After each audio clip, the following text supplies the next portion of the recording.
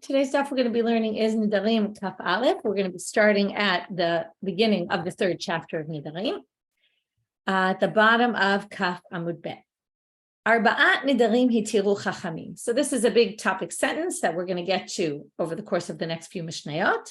There are 4 types of Nedarim that the rabbis permitted entirely. You don't need shelat chacham. You said something like this, it's clearly meaningless. What would that be? Nidrei zeiruzin, which we'll talk about in a minute what it is, so I'll hold off on them. Nidrei havai. That's if you say something totally ridiculous, meaningless. We'll get to, again, we're going to get to examples, maybe extremely exaggerated neder.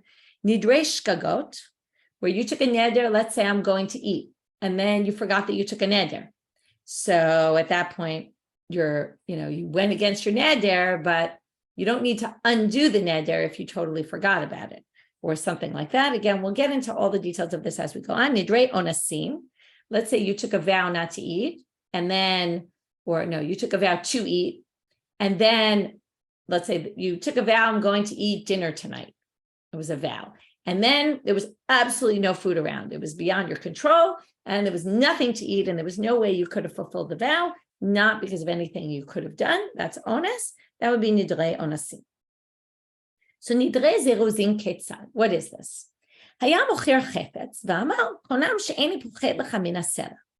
You're trying to sell an item, and this is the classic bargaining. You say, I vow I am not going to sell this for any less than a sela. Sela will transfer it into dinarim to make more sense as we go on later. Let's assume a sela is 4 dinarim, a shekel is 2 dinarim. A shekel is half the value. So you say, or I say, let's say me, I say, I basically swear that I will not, right? It could be debate about what it means you swore. Maybe you swore these fruits will be forbidden to me if I sell this to you for less than 4 dinarim. And you say to me, no way will I give you more than a shekel. So basically, you say 2 dinarim, I say 4 dinarim. We both took a vow about it. In the end, really, both of us know that in the end, we're going to agree on the middle, right? This is bargaining, classic rules of bargaining.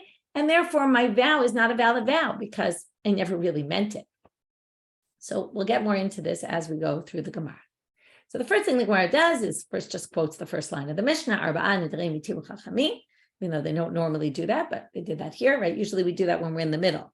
When we know we're in the first section, we're always going back to the beginning, but for whatever reason, it's quoted here. Amar le Rabbi Abba bar Mama le Rabbi Ami. Amar la mishmei de Rabbi Yehuda Nasiya. They told me in the name of Rabbi Yehuda Nasiya, he's the grandson of Rabbi Yehuda Nasi. Ma tana arba'a nedarim. Who's the tana of this Mishnah? Particularly, we're talking about the nidrei zeiruzin. Rabbi Yehuda Hida Amar Mishum Rabbi Tarfon. By the way, I saw the translation. I find it a hard word to lizarez is to get someone to do something. Okay, they in the Quran they call it extortion. It seems a little extreme that translation, but it's basically you're using it for negotiation for pushing somebody into a certain position. To which Rabbi Yehuda Nasiya says, or they quote in his name, who's the Tana of this Mishnah? Rabbi Yehuda Amal Mishum Rabbi Tarfon. Remember, we learned this, I think it was in yesterday's daf. Lo olam, or 2 days ago. Lo olam ein echad mehem nazir, l'fisha lo nitna nazirut ela lahafla. I checked the exact case today. So the case is, we see someone walking on the street. It was a little different than I said it the other day. And I say, if it's this person, right? Sometimes you see someone from a distance and you're sure it's somebody. Say, I think it's this person. You say, no, I think it's someone else. And I say, if it's this person, I'm a nazir. And you say, if it's this person, I'm a nazir. Like you're so sure you're right that you say, I'm willing to become a nazir on it. So Rabbi Yehuda says in the name of Rabbi Tarfon, he quotes Rabbi Tarfon's position, neither of them is a nazir. First of all, for 2 reasons. Number one, only one of them is right. So only one of them would actually apply. And also you have to take it, really the issue is you have to make a definitive statement. This is not a definitive statement because you know that one of them is not actually true. That's really, now it's not exactly the same thing, and that's what we're going to see as a differing opinion, but it sounds very similar to our Mishnah, where neither one, right? First of all, you can't have both of them happen because either it's going to be sold for this price or that price, although theoretically, right, maybe there won't be a sale if everybody sticks to their position. But basically, you have an issue where you don't really know where it's going to go, right?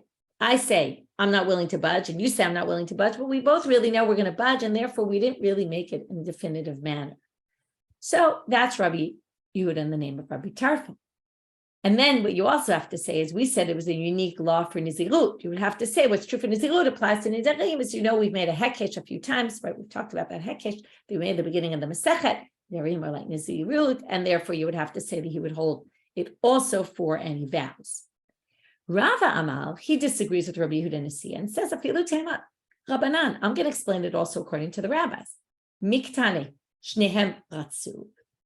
He's going to derive it from the language of the Mishnah.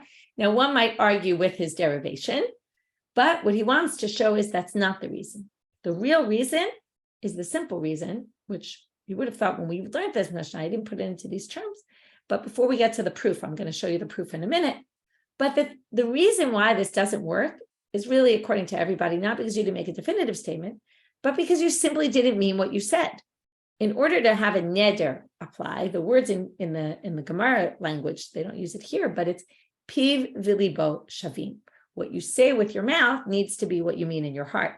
And if you didn't mean that and you meant something else, then it's obviously not a neder, because a neder has to be what you wanted to say. So if you said something and you didn't really mean it, well, then it's not a neder. Obviously, this gets tricky, right? Where you draw the line and how we know what you meant and all that. But this is a very clear situation where you're using it for bargaining, and therefore you clearly didn't mean that I really vow that I'm not going to budge from my price, because we know you're going to budge from your price. Where does he get it from? Well, Mikatani, what does it say at the end of the Mishnah? Shnehem rotzim b'shlosha dinarim. They both really want and meant from the beginning 3 dinarim, the middle ground. So now they say, it doesn't say shnehem ratzu. Okay, they both wanted, which is tricky the way they're going to derive what both wanted would have meant. Shnehem rotzim katani. Rotzim means present tense. The way they understand that here means from the beginning, they always wanted 3 dinarim, which meant they never meant it when they said it in the first place.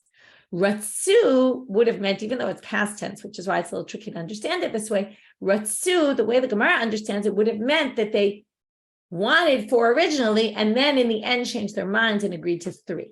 And then their vow would actually be valid. If it had said that, it would have meant it was a valid vow, because what they meant was really, I don't want to budge from 4. In the end, they're stuck and they have to budge from 4. They have no choice. That would have been in the words if it said they both wanted 3 dinarim, meaning in the end, they both wanted 3 dinarim. But Shnehem Rotzim seems to sound, maybe because it's present tense, it's stable, and it was always like that, and it's still like that. Again, it's a little bit tricky how they derive that, but that's the derivation. Now the Gemara says, so the first section of today, I'm going to keep reviewing. Also, we have a very short daf, so it gives me a lot of time to review. So the first thing we did was we talked about these 4 types of nedarim that don't need hatara, right? They don't need undoing. They're not valid from the beginning. We tried to say that maybe it's Rabbi Yehuda in the name of Rabbi Tarfon's position, because you're not making, certainly with the zeiruzin, you're not making a definitive statement because you don't really know where things are going to end up going. In the end, we said, no, you could explain it even according, and then it would be a unique individual's opinion. No, we could explain it according to everybody, because comes Rava and says, because really the language seems to indicate that you, from the beginning, you planned on 3 and you were just using this as a tactic for negotiation, and therefore your vow is not a vow at all because you really didn't mean what you said. Second section is going to be a question Ravina asked Rav Ashi. Rav Ashi is going to try to prove it from a Mishna further on in the Masechet. And in the end, Ravina is going to say, that's not a good proof, and they're going to be left with the question. So Ravina's question is the following. Our Mishnah was, I say 4, you say 2, and we obviously meant somewhere in the middle, we meant 3. Amale Ravina le Rav Ashi. Amar lo tfei misela, v'hala amal b'tzir mishekel. What if I said, I'm not willing to budge for more than a sela, let's assume 5 dinarim, and you said, I'm not willing to buy for more than a shekel, for less than a shekel, which means for 1 dinar. Okay, so basically you're at 1 and I'm at 5. Now, why is this different? So the Ram brings 2 possibilities as to why this is different.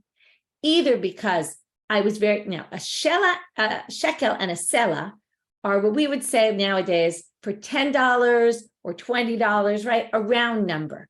Okay, so if you say 20, I say 10, right? That's round numbers. That's shekel and sela.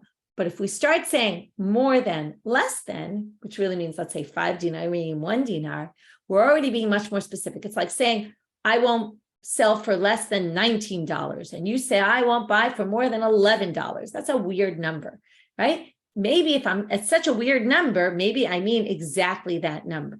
Normally in negotiation, you go with big numbers.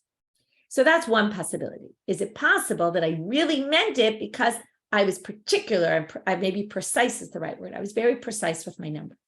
Another option is that we were so far off from each other. It's another difference between this case and the previous. 2 to 4 is not so different. 1 to 5 is already a bigger difference. So it could be that when there's a bigger gap, maybe I really am serious, right? If you go into a store and there's something for $100 and you know you're not spending more than $50, you're not going to start negotiating because you say, listen, he tries to sell it to you and you say, I don't want to buy this. And he's at 100 and you're at 50 and there's no way I'm buying this. I'm not budging for 50 and he says, I'm not budging for 100. Maybe he really meant it. Because basically there's nowhere to negotiate. So it's either or. We're not sure what motivated Ravina's question. These are 2 different opinions brought by the Ran and by others also about how to understand this question. So he says, Nidra have or zeiruzin have. Is it a valid vow for the reasons we just suggested? Or is it the same as our Mishna and it's Nidra zeiruzin? Amar le, so Rav Ashi said, Tanina, we can learn this from the Mishna, Daf Samach Gimel. Hayam esarev v'chavero, shiochal etzlo. You're really begging your friend to eat in your house. You really, really want her to come for a meal. And she keeps saying, no, no, no, no, no. Va'amar lo. And then your friend says to you, konam betcha, or in this case, petach, if you're a woman. Konam is your house. Shani nichnas. I'm taking a vow in your house that I will not come into your house. I will not set foot in your house. Now you asked me about eating. I say I will not set foot in your house. Tipat sonen shani to'en. I am forbidding on myself a drop of cold water that I will not drink in your house. Mutar likanes lebeto lishtot menu sonen shelo nitkaven ze ela l'shum achila u'shtiya. You can actually set foot in the person's house. You can actually drink a drop of cold water because what you really meant was, or your friend who said this to you can actually do that because what she really meant to say was, I don't really want to eat in your house, right? It's like saying, okay, I'll give you an example. When your kids aren't listening to you and they're hitting, right? They're hitting you. Let's say you say, don't touch me, right? And what do? They go over and they touch you a teeny bit on your finger, just to, right? Now that's not what you meant. You said, don't you dare touch me, but you didn't mean touch. You meant hit me. So it's the exact same thing here. And therefore the vow is meaningless. So what do you see here? V'amai, hati patzonen kamar, but you actually said a drop of cold water. Ela mishtai inish hachi. This is just the way people speak. It's just what they mean. They didn't really mean that. When they said, I won't drink a drop of cold water, it meant I won't eat in your house. Hachanami will say the same thing here. Mishtai inish hachi. When you said, right, you were just saying, I'm not going to budge from my price, right? But you didn't really mean exactly the amount. You meant, I want to get a good price on this and I want to sell it I want to sell it. And you said, I want to pay it. That's not what you meant. So Amar Le comes Ravina and he says, Midami, these are not the same situations. Gabet Soneng, nice that they're quoting, okay, moving out on a bed, now that they're quoting from last week's Parsha, Tzadikim omrim ma'at v'osin harbei. We learned this from Avram Avinu in last week's Parsha, when the Malachim, the angels come to Avram, he says, Ekcha pat lechem v'sadu, I'll bring you pat lechem, and we'll eat, I'll bring you bread. And then what does he do? He immediately runs, and he doesn't only get, right, he tells Sarah to make them bread, and then he goes and gets meat. Okay, so they say a little, but they do a lot. So what does that mean? In this case, okay, it's a little bit tricky what it means, but what it means is, if you would say, come have a drink of water in my house, and I would say, no, I won't even have a drink of water, really, you don't mean have a drop of water. You mean come eat in my house. And therefore, when I say I won't have a drop of water, I mean I won't eat in your house, okay? And that's unique to this situation of hachnasat orchim and coming into people's houses and eating. Interesting that it's Dafka learned that from Avram in a hachnasat orchim capacity, inviting guests to his house. That's this particular case of that Mishnah. But hachas feikahu, But in our case, it's really not the same situation. Dilma pachot misela bioter al shekel kamar v'zeiruzin have. Maybe he really means that amount.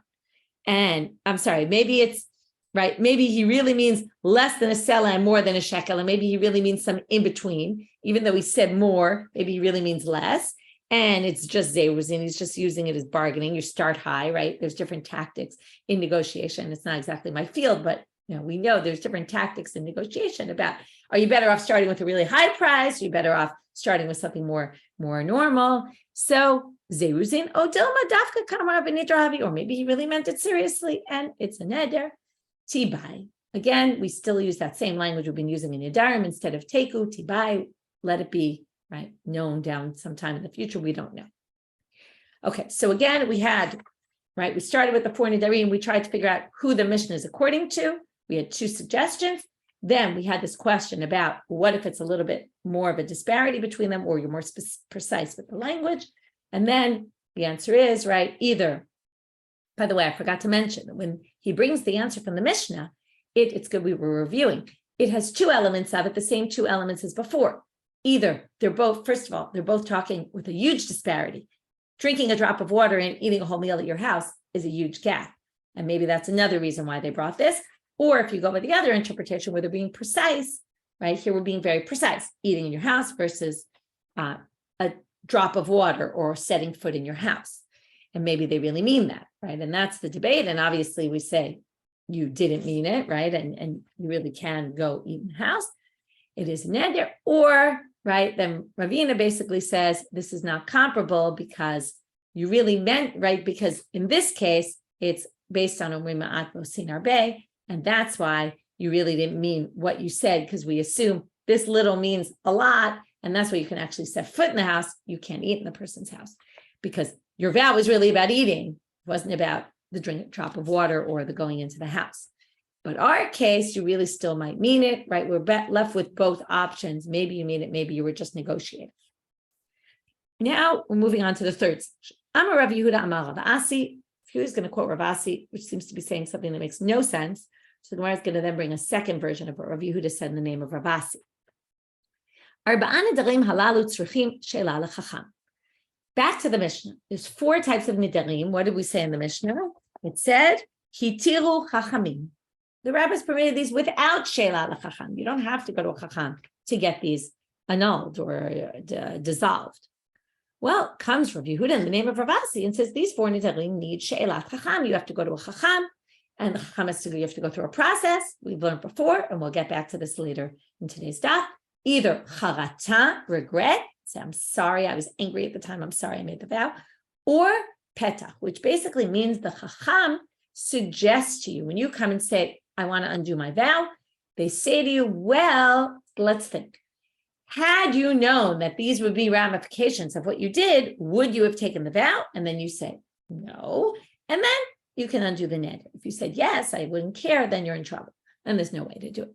So, and it's either or, and we're going to talk about that later today. Is it one or the other? Are there different opinions about which one is better or which one can be used, etc.?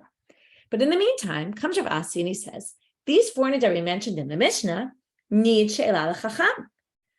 So Rabbi Yehuda quotes this in the name of Rav Asi. But when he went in front of his Rabbi Shmuel, and he told Shmuel what Rav Asi said, Amal, he said to me, Tana arba'a nedarim itiru chachamim va'at amart tzruchim sheila l'chacham. Sissy, what a ridiculous statement. The Mishnah explicitly says the rabbi said these are permitted. They're not even nedarim. And you want to say that they need a sheila l'chacham? That's ridiculous. You can't, as an Amora, right, quote Rav Asi, who's an Amora, and go against something explicitly says in the Mishnah. Therefore, they bring a second version of this story, because this line of statements really makes no sense, or really the quote of Rav Yehuda in the name of Rav Asi. Rav Yosef Matmila Lahashmata B'Hailisham. He had a different version of what Rabbi Yehuda said in the name of Rav Asi. Amar Rav Yehuda Amar Rav Asi. En chacham rashai lahatir ela ke'ein arba'a nedarim halal. And this is going to take us a bit off track into the concept of how you do shelat chacham. That his statement was, let's take our Mishnah and use it as an example for how someone can undo a neder. How do you undo a neder? It has to be in one of the ways of this Mishnah. What was this Mishnah showing? There's mishnayot where people didn't mean what they said, like particularly nidrei zeiruzin, or maybe nidrei havai, where it's an exaggerated statement. You obviously didn't mean what you said. So that's how we can undo your vow, by basically explaining somehow that you didn't really mean what you said. Now, why wouldn't you mean what you said? Because you say, oh, well, had I known this, I never would have said that. It's a little bit different, but it's the same kind of idea that had I known it, or even the shkaga and the onsi, right? Had I known that I wouldn't have had any food, I never would have said, I swear I'm going to eat, because you wouldn't have had an option. So it would have to be like this. Now, what's the main point of Rav Asi? He basically is teaching you that you can't use regret and say, I'm sorry I made the neder, I was angry at the time. That's not significant. That's not sufficient. To say I'm sorry I was angry and I feel bad and I shouldn't have said what I said, but I meant what I said, that's a problem. You have to basically make it as if you didn't really mean what you said. You really did mean it, but in retrospect, when you look later and you say, I can't believe I said that, look at what happened to me as a result that I said this, then you can basically undo it by saying, I never really meant what I said. So he basically is of the approach, and we're going to see different approaches here. The charata is not a good option. You have to do petach. Now we're going to see situations. So it's good to see how people rule based on what actually happens. Somebody came before Rav Huna. Amarle, libcha alach. Libach alach, is your heart with you? Unclear exactly what this means. Many people interpret it as, is your heart where it was at the time? Okay, meaning, do you still feel the way you felt when you took the vow? Amarle, lo. He said no. Visharye, he permitted him. Now this seems to be understood as charata. You're basically saying, I don't feel the way I felt then. Then I was very angry. I made the neder. Now I'm calm. I don't feel the same way I felt then. And I want to undo it because of regret. So he seems to say regret is fine. Now someone comes before his son. Okay, Rav Huna's son, Rava. Amarle, and Rava says to him, if there were 10 people at the time that were there that would have appeased you, that would have calmed you down from your anger, there's always this assumption that you must have taken it in a moment of anger.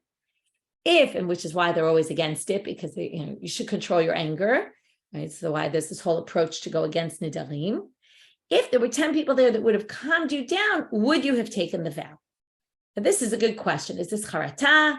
Is it petach? It's not exactly petach. It sounds like charata because we're saying, had you not been angry, but it's a little different. So the commentaries are split on whether to say Rabbi Tarfon is basically saying the same thing as his father, and that the charata is fine against Rav Asi, who said you can't do charata. And he's saying regret is fine. He's just wording it a little bit differently. Some people think there's actually a machloket, which I think is supported by the reading of the next line, which is basically bringing a braita where two different tanaim disagree about how to do this. And it seems to be a disagreement. And one says like Rav Huna and one says like Rava, which is you need something more tangible. It's not enough to just say, I feel bad, or my heart's not where it was then. It's that you try to imagine yourself in the situation and try to say it's a much more less abstract way of saying it. It's saying visualize. If go back to the moment. If there were 10 people there, they calmed you down, would you have done it? And if you say no, then basically sort of like an in-between charata and petach. It's a little like a petach, but it's more like charata because it's saying, I never would have said it. I was angry, right? It's not saying, had you known something in the future would have been. So basically, it sounds like there's charata type 1 and charata type 2, which is a more significant type of charata that's possibly needed, according to Rabbi Rav Huna. And like I said, we're going to see a braita that has the same machloket. Tanya Rabbi Yehuda Omer, so 4 was Amoraim, now it's Tanaim. Rabbi Yehuda Omer, Omrim lo la'adam lev ze alecha. Im amar lav mitzirin oto. So again, same idea. Is your heart with you? Is it the same as it was then? And if you say no, then we allow you to undo the vow. Rabbi Yishmael, Rabbi Yossi Omer Mishum Aviv, he says in the name of his father, Omrim lo la'adam ilu ayu 10 bnei adam sheyipaisucha ba'ota sha'a min nadarim. Had there been 10 people there that would have appeased you at the time, would you have done it? And if he says no, then we permit it. So again, going now to section 3. Okay, again, going back, we had who does the Mishnah according to? 2 opinions. We have Ravina's question, which was tried to answer from a Mishnah rejected. Then we had the statement of Rabbi Yehuda in the name of Rav Asi, which didn't seem to make any sense when against our Mishnah. We then brought in a different version, which seems to say that Rav Asi holds charata is not enough. You need petach. And then we had these two opinions. The charata is okay, a machloket amoraim and a machloket tanaim. And then it's just a question of what type of charata do you need? Are these two different types? Or are they not? That's also a debate, but let's go and assume that there are two different types and one just needs a more significant type of regret. Now we're going to start this next section, which is going to end in tomorrow's daf, which is we're going to bring four rabbis. There's a siman here, Asi, Elazar, Yochanan, and Yana. Those are the names of the rabbis who also were in particular situations, and we're going to see whether they required a charata or whether that was not enough and they required a petach. So we're going to look at each one and see what each one wanted. We're only going to get to 3 of the 4 cases today. Now notice it says Rabbi Asi, and you're going to see that he holds the charata is enough. And the Ran is going to say, but didn't we see Rav Asi said before, charata is not enough. You can't use charata. To which he says, there's Rabbi Asi, there's Rav Asi. They're not the same person, and therefore it's not a question. So, Rabbi Asi, Amarlu, kidu tahit, which means, do you regret what you did? Amarle, lo, like, what do you think? Why am I here if I don't regret what I did? What other reason would I be showing up for you to undo my neder? Visharye, and he permitted it. So there you see, charata, simple regret seems to be sufficient. You would think he learned his lesson about expressing himself clearly and saying no when he really meant yes. That was also kind of strange here. But now someone comes before Rabbi Elazar, Amarle bait nadol. Would you want to make a neder now? If you were standing here today, would you have taken this vow? Amarle. Okay, or maybe he's just saying, did you want to make the neder in the first place? And he says, listen, if they hadn't gotten me so upset, I never would have made the neder at all.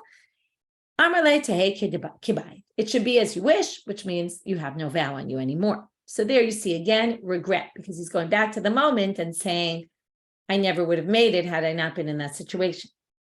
We're going to end with an interesting situation. She gave a vow on her daughter, basically saying, I will not allow my daughter to benefit from me at all. They come before Rabbi Yochanan, the daughter, or maybe both of them. Amarla, right, they have to both be there. She wants to undo the vow. I don't know if the daughter's there at all. Amarla, ilu havat yadat da'amra megeratech ala debartach. If you had known that your neighbors are talking now badly about your daughter, and saying what? I'll move on to the next daf just because we're in the middle of a sentence. Ilu lo chamat ba'imei milan da'aziva. If her mother had not seen, chamaz to see, if her mother had not seen in her reasons to make a vow against her, benefiting from her, meaning this daughter must be a real terrible person. Bichdi lo adarta, because people don't vow for no reason. And they're basically saying, he's saying to her, do you know how people are talking about your daughter now? Because they say this girl whose mother took a vow against her must be a real terror. Miadarta, would you have taken the vow? To which, of course, the mother says, Amrele, lo, of course not, right? Why would I want my daughter to look terrible in the eyes of all my neighbors? Visharya, and he permitted it. Okay, so now this is a petach. Because what is this? This is, had you realized what the ramifications were going to be. It's not going back to the moment of the neder. It's more what happened after that you didn't see that. You didn't foresee that. Unfortunately, we don't always think about what are the ramifications of my actions. So that allows us, maybe it's a benefit that we don't always see. It's what allows petach to happen, right? It allows us to say, oh, had I seen the whole picture, I never would have done that. So what we ended today's daf with, I'm not going to go review the whole thing from the beginning because I've done that already, which is, anyway, it's just fun to have more time. So what we saw here was a debate about, we veered based on the second version of Rav Asi into the topic of how to undo a neder, even though we're in a Mishnah that doesn't need undoing at all, but we moved into the topic of how to undo a neder. We saw the Rav Asi said only petach, not charata, but then we saw all these examples of charata, debate about what type of charata you need, how serious, right? Do we have to say, had there been 10 people, would you have this? Or is it just simply enough to say, I regret? We saw in the 2 out of the 3 cases that we saw, simple charata is sufficient. Then we saw that petach is needed. Rabbi Yochanan seemed to have insisted on a petach. and therefore he went with petach. We're assuming it was specifically in that if he could have done regret, he would have done regret. And then we'll wait till tomorrow to see what Rabbi Yehuda holds on this topic. With that, we'll finish our short daf and have a great day, everyone.